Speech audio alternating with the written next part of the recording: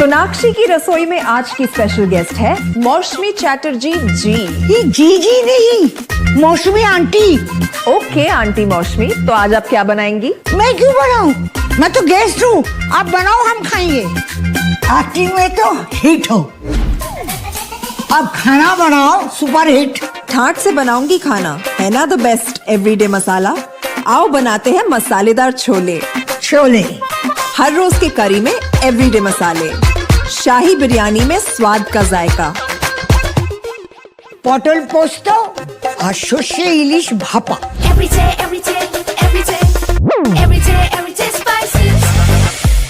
साफ मसाले, खुशबू और प्योर झाग, टेस्ट से भर दे हर जुबान पे स्वाद। एवरीडे मसाले, देश का स्वाद।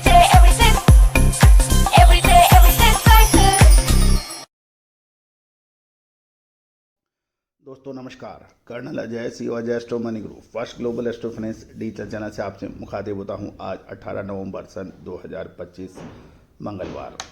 दोस्तों आज के एपिसोड में हम चर्चा करेंगे पाम ऑयल हल्की बढ़त के साथ बंद होने के समाचार हैं, जबकि नवंबर महीने में पाम का उत्पादन बढ़ने से दबाव बरकरार रह सकता है।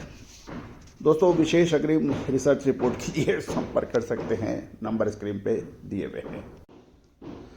दोस्तों खबर निकल के आ रही है कि मलेशियन पाम ऑयल फ्यूचर सोमवार को हल्की बढ़त के साथ बंद हुए। मिड डे लेवल्स में थोड़ी कमजोरी के बाद मार्केट ने बाउंस बैक किया और अंत में पॉजिटिव जोन में टिक गया। कमजोर रिंगिट, चीनी वेजिटेबल ऑयल फ्यूचर में हल्की मजबूती और सोया ऑयल की बेहतर रिलेटिव वैल्यूज ने कीमतों को सपोर्ट दिया है। नवंबर महीने के पहले पखवाड़ा में मलेशिया में पाम तेल का उत्पादन बढ़ने और एक्सपोर्ट में गिरने से मार्केट पर दबाव देखने को मिला और 12 रिंगिट की बढ़त मिली। दोस्तों ये तब हो पाया है कि नवंबर में प्रोडक्शन बढ़ना और एक्सपोर्ट गिरने के बावजूद भी ये मजबूती दिखा रहा है। Bursa Malaysia derivative exchange BMD पर फरवरी 2026 CPO कॉन्ट्रैक्ट 6 रिंगिट बढ़कर 4151 रिंगिट प्रति टन पे बंद हुआ। दिन भर ये 4108 से 4172 रिंगिट के बीच में ट्रेड होने के समाचार हैं। दिसंबर और जनवरी कॉन्ट्रैक्ट्स में लगभग 17 से दिसंबर में 17 और जनवरी में 12 रिंगिट की बढ़त देखी गई।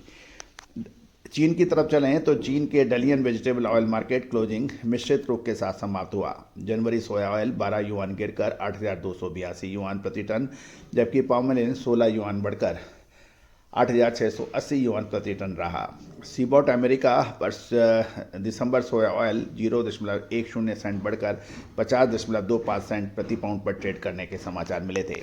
क्रूड ऑयल में कमजोरी सोमवार को जारी थी। WTI जनवरी क्रूड $0.32 गिरकर $59.63 और ब्रेंट जनवरी $0.34 गिरकर $64.05 पर ट्रेड होने के समाचार हैं।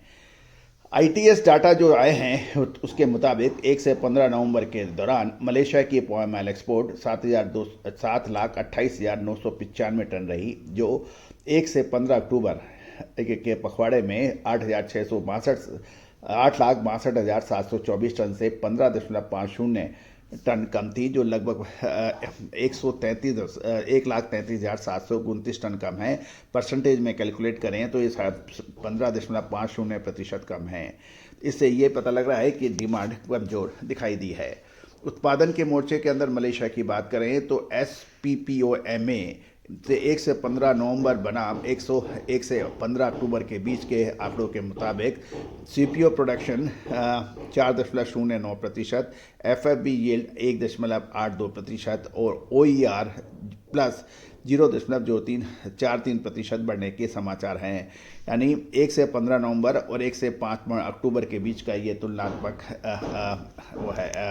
कंपैरिजन है। ये आंकड़े स्पष्ट करते हैं कि नवंबर के पहले पखवाड़े में उत्पादन बढ़ा है, जिससे शॉर्ट टर्म सप्लाई प्रेशर बना हुआ है। मीडियम टर्म में IPOC 2025 में बताए गए इंडोनेशियन सप्लाई और जोखिम में भी मार्केट को सपोर्ट दे रहा है।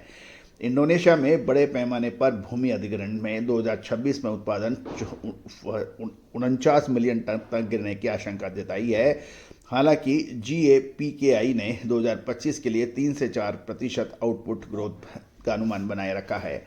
इसी तरह पिछले हफ्ते जारी USDA world estimated supply and demand estimate जो था world agriculture supply and demand estimate में रिपोर्ट में ये भी बताया गया है कि मार्केट सेंटीमेंट को सपोर्ट दिया है। रिपोर्ट के अनुसार चीन इस साल आखिरी 2 महीने में 1.2 मिलियन टन यूएस सोयाबीन खरीदने के अपने वायदे को पूरा नहीं कर पाएगा, ऐसी उम्मीद लगाई जा रही है। यूएस सोयाबीन खरीद की धीमी गति के संकेत हैं कि चीन की पाम ऑयल डिमांड स्थिर रह सकती है, जो सीपीओ के लिए सपोर्टिंग तत्व है। गौरतलब है कि चीन और यूएस के बीच टैरिफ वार को देखते हुए चाइना ने जबरदस्त खरीदी दूसरे ब्राजील और अर्जेंटीना देशों से काफ़ी हद तक की है और चीन के पास उम्मीद लगाई जा रही है कि सोयाबीन का बड़ा स्टॉक है।